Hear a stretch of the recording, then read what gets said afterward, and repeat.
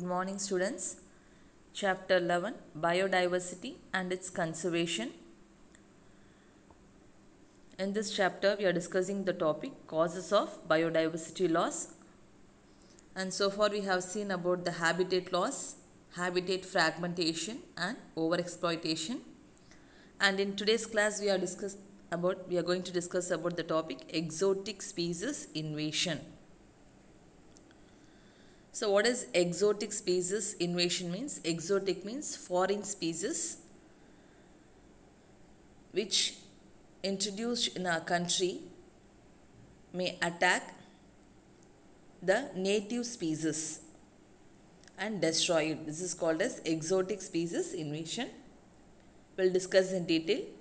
Exotic species means that is non-native, which does not belong to our country, or it is otherwise called as for alien species or foreign species.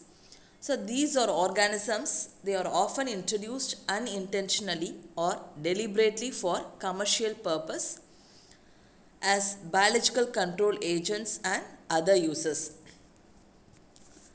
So sometimes the foreign species may be introduced into our country for the commercial purpose, either intentionally or unintentionally,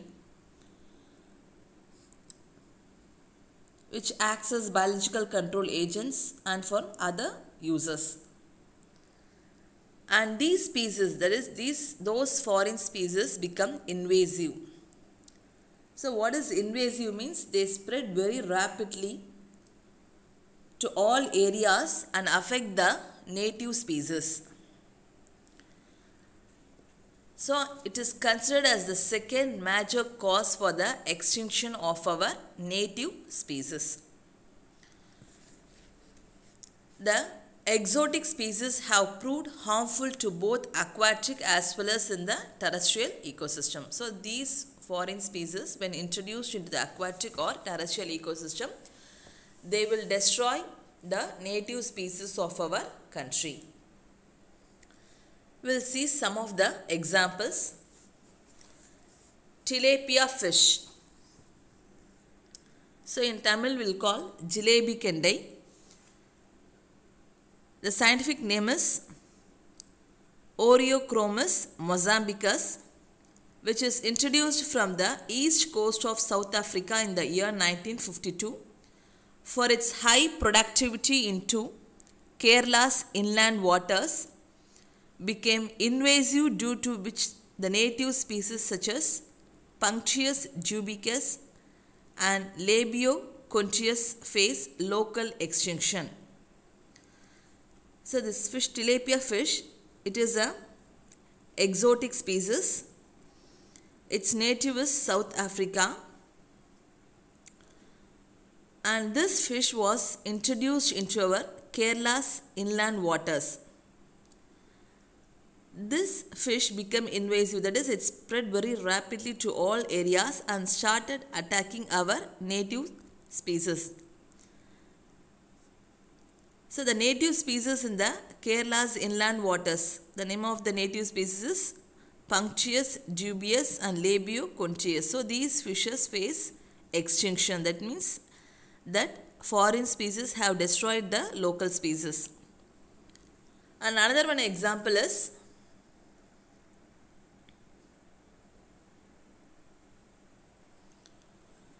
the introduction of the Nile perch.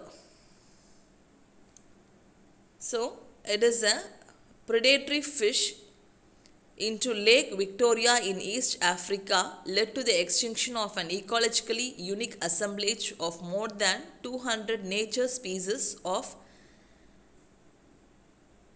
cichlid fish in the lake. So Nile perch, it is the name of the fish. It is a predatory fish, so which is introduced into the Lake Victoria in East Africa, has led to the extinction. So this Nile perch has destroyed the assemblage of more than 200 nature species of cichlid fish, means they are small freshwater fishes which exist in many varieties of species. So this Nile perk has destroyed the different varieties of the cichlid fish in the Lake Victoria. This is also one of the example. And next one, another one example is African apple snail. The name is Achatina fulica. It is the most invasive among all alien fauna in India. When compared to all other foreign species, this African apple snail is very, very dangerous.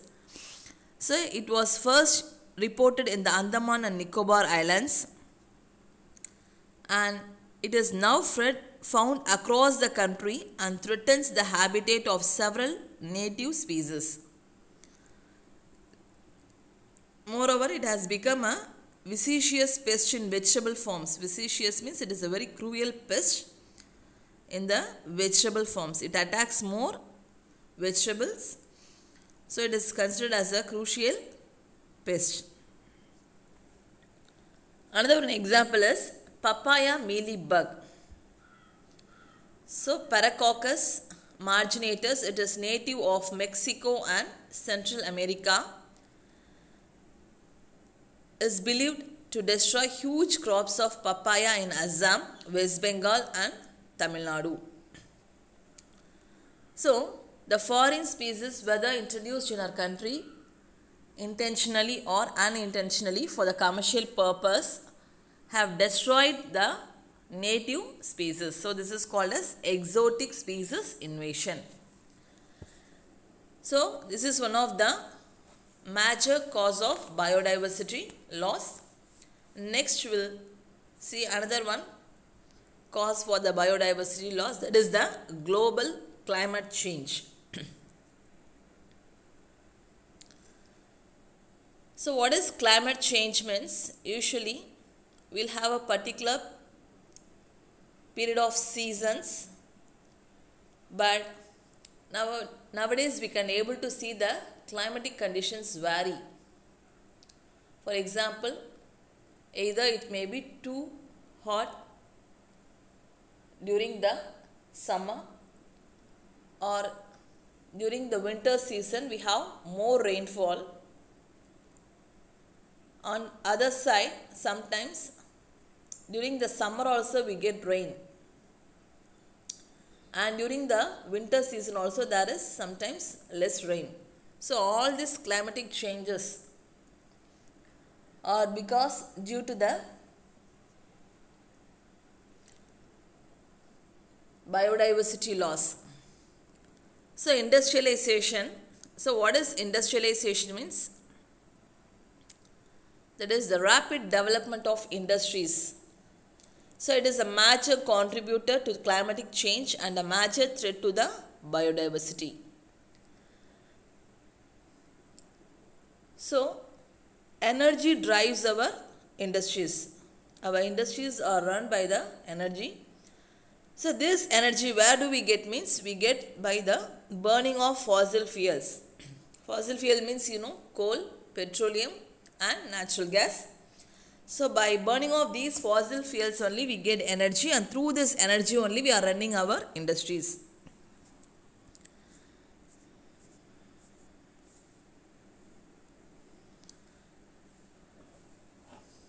So by the burning of fossil fuels, there is an increase in the emission of CO2, greenhouse gases, leading to climatic change. So why this climatic change means? Due to the burning of fossil fuels, the emission of CO2 and also other greenhouse gases have been increased.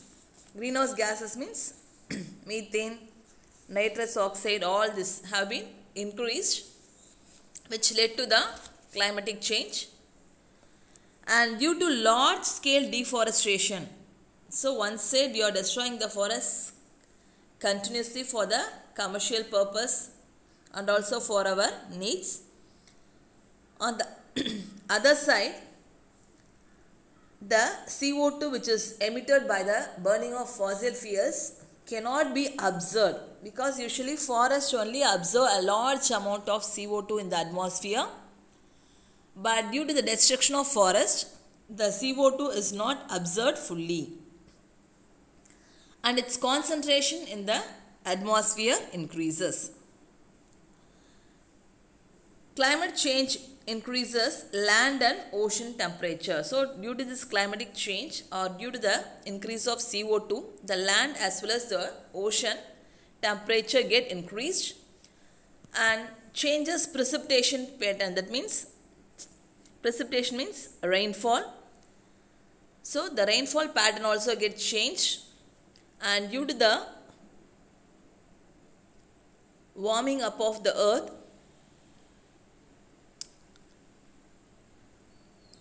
due to the increased level of CO2, what will happen means melting of glaciers, that is the ice regions started to melt, which results in the rises of sea level. So, sea level become raised. So, sea level rises because due to the melting of the glaciers. So, why this melting of glaciers happen means because of the global warming. So, what is global warming means? The level of CO2 in the atmosphere gets increased, which led to the global warming, and due to global warming, melting of glaciers takes place and the sea level rises. What will happen when the sea level rises? Water will enters into the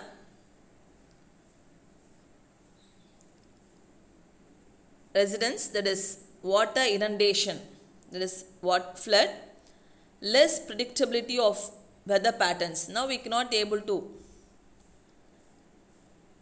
correctly predict the weather because due to this climate change and extreme weather conditions, either extreme hot or extreme cold or extreme rainfall, and outbreak of squalor diseases. So, what do you mean by squalor diseases? Means diseases which are spread due to unhygienic sanitary condition.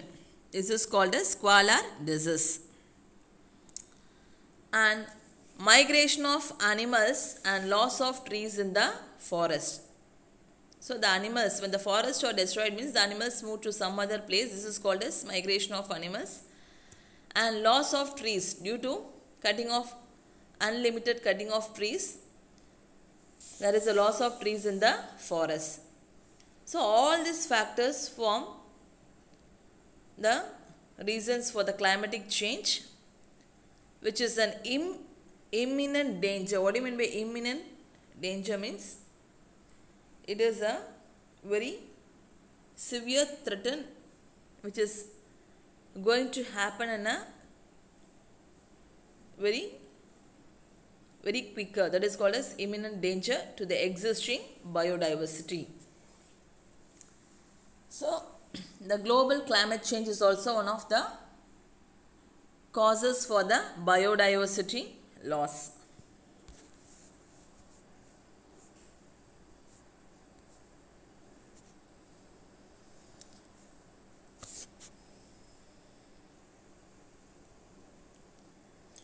Next, we will see the topic co-extinctions. What is co-extinction means? It is the loss of a particular species as a consequence of the extinction of its host species. For example, when the host species have been extinct, the species which depend upon the host species also face extinction. This is called as co-extinction. Example, orchid bees and forest trees by cross-pollination.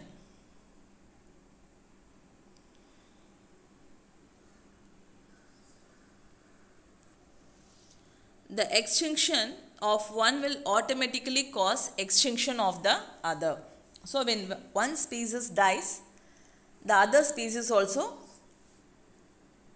die. So, this is called as co-extinction. Another one example for extinction is the connection between the Calvaria tree and the extinct bird of the Mauritius island, the dodo. So dodo is a passenger pigeon which lives in the Mauritius island. So there is a connection between the bird dodo and the Calvaria tree. So the Calvaria tree is dependent on the dodo bird for completion of its life cycle. Or otherwise we can say, due to this dodo bird only, the Calvaria tree seeds dispersal takes place. The seeds of the Calvaria tree is dispersed to different places due to this dodo bird. The mutualistic association is that the seeds of the Calvaria trees have tough horny endocarp.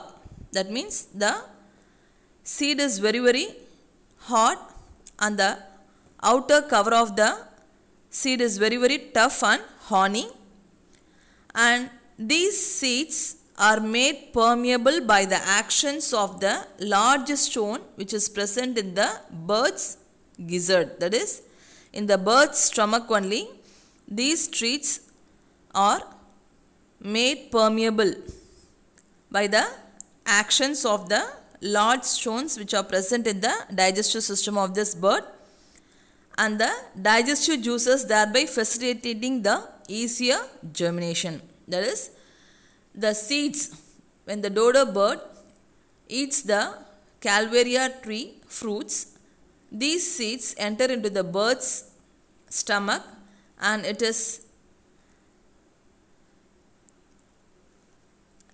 activated by the digestive juices so that it becomes easier for germination. The extinction of the dodo bird led to the imminent danger of the Calvaria tree co-extinction.